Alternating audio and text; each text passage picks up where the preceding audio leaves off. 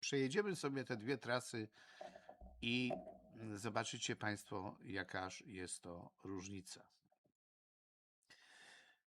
Macie na ekranie Państwo dwie trasy. Jedna jest normalnie prowadząca przez ten teren budowy, tak? Natomiast druga trasa jest przez objazd. I ja teraz Państwu puszczę, jak to wygląda, dobra? I będziecie sobie graficznie na razie oglądać. Normalnie jedziemy tutaj od kopalni mniej więcej, tak? Normalnie byśmy jechali tutaj wzdłuż, to jest stacja Wieliczka Rynek kolejowa, zmierzamy do stacji tej przedostatniej natomiast tutaj do niej nie dojeżdżamy, tylko skręcamy do góry. I jedziemy dalej. Tu już mamy różnicę w tych trasach, znaczną. I jesteśmy przy Węźle Wielickim. I teraz proszę zobaczyć. Ta alternatywna trasa to była taki łamaniec, powiedzmy. I teraz sobie to przejedziemy wszystko samochodem. Zobaczycie Państwo wyraźnie, jak to będzie wyglądać. I już będziemy startować. Zobaczycie Państwo, jak to będzie wyglądać wszystko. Pojechałem zrobiliśmy to w godzinach przed i poszczytowych rannych. Tu jedziemy na lewo, na lewym obrazku widzicie Państwo, na lewym filmie, jak przejeżdżamy koło kopalni, natomiast tu jeździmy w dół. Od kopalni, tak jak są parkingi. Na lewym filmie widać szyb Daniłowicza, to jest wejście do kopalni. Natomiast tutaj przejeżdżamy koło tych wszystkich parkingów. Na prawym filmie teraz się zbliżamy do tego dużego parkingu, powiedzmy pierwszego, jadąc ze strony Krakowa do kopalni, tak. Tutaj z kolei na lewym filmie mamy ostatni parking po prawej stronie, powyżej kopalni. Proszę zauważyć jedno, na lewym filmie kręciliśmy to o godzinie 10:29, a na prawym filmie o 6:35. Dlaczego tak? Ponieważ taki szczyt, te godziny szczytu poranne w kierunku Krakowa, to są godziny 7 do 9. Największy wtedy jest korek i wtedy czas oczekiwania na wyjazd może być nawet 35 do 40 minut. Myśmy to chcieli przejechać, żeby pokazać Państwu różnicę w trasie przy średnich, powiedzmy, takich zatrzymywaniach się, typu tak jak tutaj przepuszczenie na rondzie, tu po lewej stronie też, żeby ktoś nie myślał, że to tak się cały czas jedzie pięknie. Też będziemy się zatrzymywać. No są sytuacje, gdzie chwilę trzeba stanąć, przechodzą piesi. I proszę zobaczyć tutaj na prawym filmie, tutaj jedziemy do tej strefy. To nie jest korek. W tym momencie to nie jest żaden korek. Korki bywają o wiele dłuższe. Tak jak mówię, 35 do 40 minut w tych okresach szczytu. Dlatego odradzałbym Państwu przede wszystkim, jak to się ma w dniach tygodnia. Między poniedziałkiem a czwartkiem to przyjazdy przed 8 albo między, tak powiedzmy, 10:30, 12. Przyjazdy do Wieliczki są najbardziej korzystne. Natomiast wyjazdy są przed 15 albo po 18:30 dopiero. I tak jak powiedziałem, unikać tych przyjazdów między 7 a 8:30, wyjazdów, też. Natomiast wyjazdu między 15:30 a 18, bo tu są zawsze są korki. Najgorszym dniem tygodnia jest piątek. No to jest normalnie katastrofa, bo to wiadomo, uciekają ciężarowe, uciekają tiry, autostrada też jest i piątki są bardzo przykre, jeśli chodzi o stanie w tych korkach. Przyjazd najlepiej przed 7:30, albo dopiero po 11. A jeśli chodzi o wyjazd, to przed 14 bym tak próbował, albo dopiero po 19. Zdecydowanie unikać między 14 a powiedzmy 19. I teraz, ponieważ idą te miesiące takie turystyczne, to największy ruch turystyczny jest, proszę Państwa, między 8 a 9, a zwiedzanie między 8 a 10. I tu są proponowane, tak przeze mnie i tego, co się dowiadywałem, wyjazdy o 14 albo po 18. To jest największy wtedy ruch turystyczny. Znaczy wtedy można, a największy unikać między 11 a 15.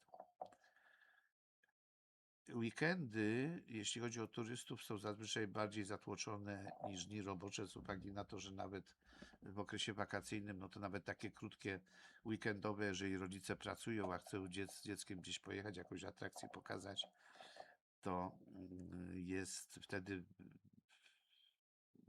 na weekend przyjeżdżają.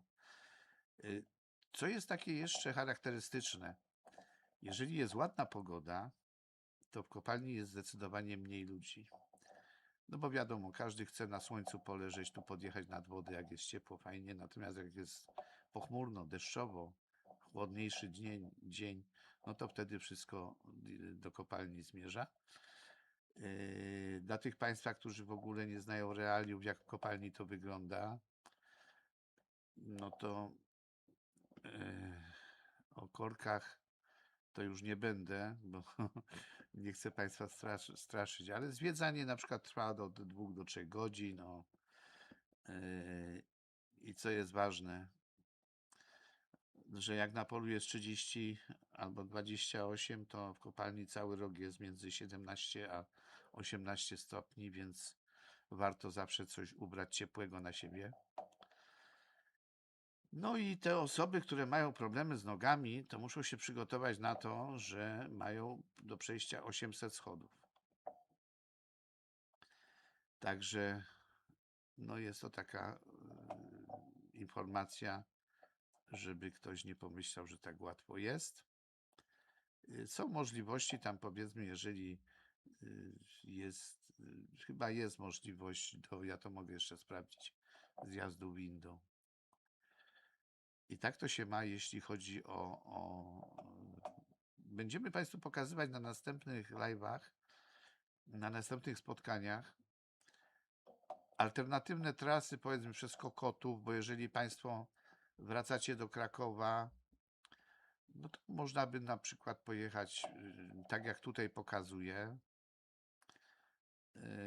ten alternatywny przejazd, tak?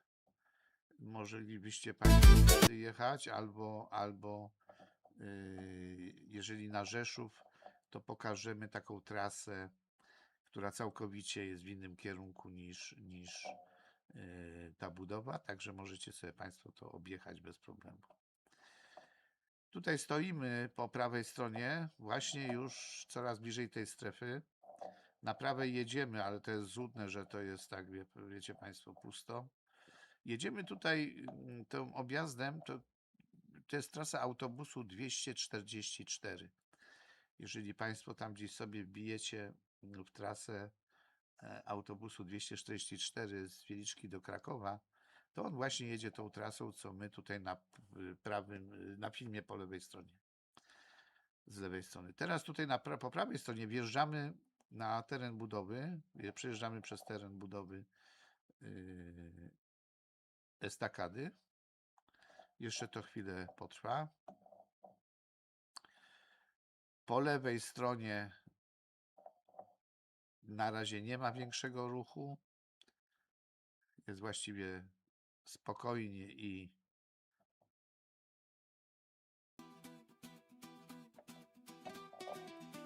bez samochodów.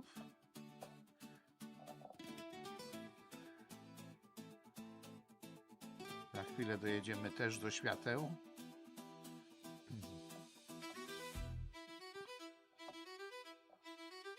I tutaj po prawej stronie już zaraz ruszymy.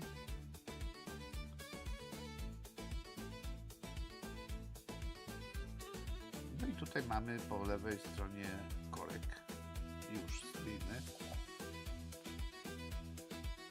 Jest korek, czek, stoimy. Co tu jest fajnie i korzystnie, że tu są te światła, to się wydaje, że ten korek jest długi, natomiast zobaczcie Państwo, że na jednych światłach przejeżdża bardzo dużo samochodów. Po prawej już jedziemy, to jest prawie jak wyścig, bo ten już jest na drodze, ominął tą najbardziej trudną strefę budowy i już jedziemy dalej, natomiast po lewej stronie, no to nas czeka tutaj troszeczkę stanie, bo są światła. Po prawej stronie jedziecie Państwo, nawigacje Wam mogą pokazywać w tym momencie, że jedziecie pod prąd i dopiero teraz zjeżdżacie na właściwy kierunek, czyli na tą prawą stronę jezdni, tych pasów w kierunku Krakowa i tam może Was nawigacja nie zmyliła, że Wam pokazuje pod prąd. No tak zrobiony jest ten ruch w tej chwili i trzeba tam uważać. I proszę zauważyć, do tego na lewą stronę, popatrzcie na lewy film, że tam do drogi, co jadą auta, jest spory kawałek, tak? Jest spory kawałek, wydaje się, że to bardzo daleko. Natomiast zaraz się te światła zmienią.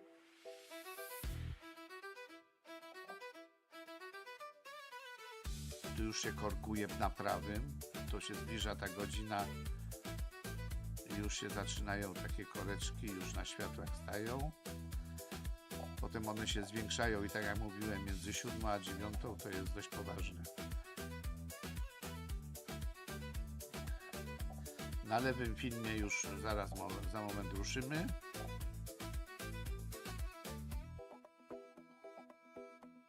Tam już widać po prawej stronie poddziali, że już są tablice na węzeł Wielicki. Proszę zobaczyć, co tu się dzieje w tym momencie.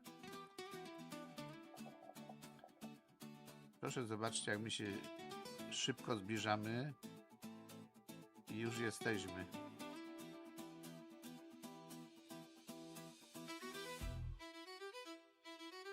I proszę zobaczyć,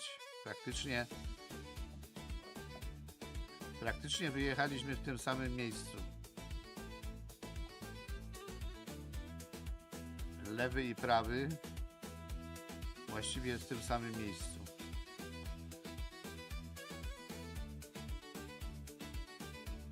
Tak? Czyli ktoś by powiedział, no co to mi za objazd, skoro i tu jest zjazd na węźle Wielickim.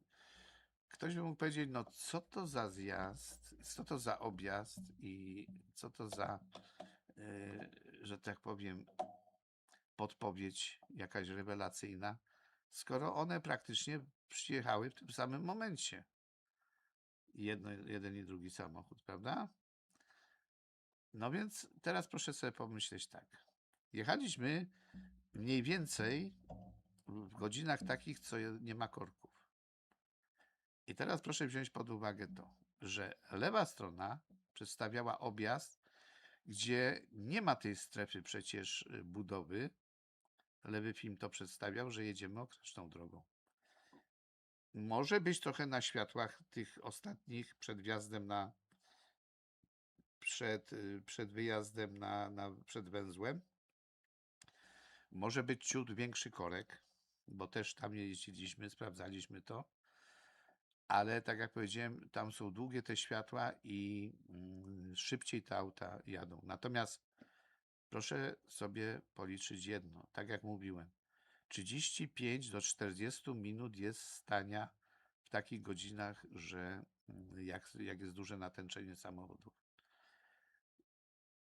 Ja to tylko poddaję pod rozwagę. Możecie zawsze sobie wyjeżdżając z Wieliczki sprawdzić na nawigacji.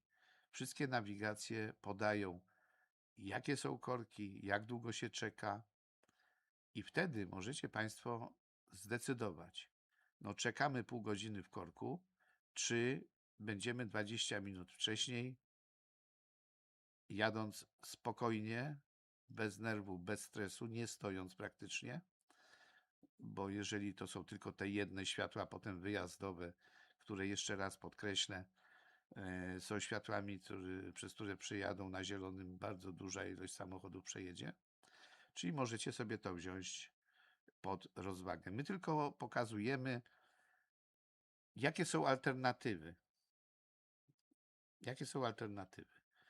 Pokażemy na następnych live'ach, tak jak mówiłem, wyjazd w kierunku Rzeszowa i wyjazd w kierunku na przykład na Warszawę, gdzie nie trzeba na S7 wylecicie Państwo i też ominiecie ten korek. No, to jest S7 jest w tej chwili już nie ma tam takich remontów, są tylko już tam w Nowej Hucie dalej. Natomiast tutaj wszędzie się poruszamy praktycznie bez żadnych utrudnień. Bez żadnych utrudnień. Dlatego my, no wiecie Państwo, my też jak gdzieś jedziemy dalej w nieznane, to też nie znamy jakichś tam y, sposobów, czy objazdów, czy jakichś takich trików, powiedzmy, które możemy zastosować. Dlatego my staramy się jakoś pomóc i pod rozwagę. My nie mówimy jedź tędy, bo będziesz 2 dni wcześniej. Nie. Zobaczcie Państwo, ile wyglądało i jak długo nam zajęło jechanie w tą okrężną, że tak powiem okrężną, czy tam omijającą budowę trasę, bo będzie tutaj wszystko, przecież sobie cofniecie, to będziecie widzieć, ile to trwało. A zobaczycie, jak Wam nawigacja wskaże, jak będziecie wracać z Wieliczki, jechać w stronę Krakowa, zobaczycie, ile Wam pokaże nawigacja. Tak jak mówię, jeżeli to będzie 30 minut i wyżej, to Wam się naprawdę opłaca jechać tą okrężną, znaczy nie okrężną, bo ona dłuższa to nie jest o wiele, tylko tym objazdem, takim wymyślonym przez nas. Jeszcze by można go tam skrócić o paręset metrów i może się pokusimy o to, że jeszcze Wam to przeliczymy to dokładnie, może to jeszcze może byłoby skrócić, bo też wiecie Państwo, no nie chcemy Państwa gdzieś wkopywać w coś, musimy to najpierw sprawdzić i wtedy ewentualnie zadecydować, że Państwu to pokażemy. Tak jak mówię, w następnych live'ach będą następne tego typu sprawy. Będzie, tak jak obiecaliśmy poprzednio, przejazd pociągiem z lotniska w Balicach, proszę Państwa, do Wieliczki. I takich trochę różnych ciekawych rzeczy Państwu będziemy pokazywać na dalszych spotkaniach.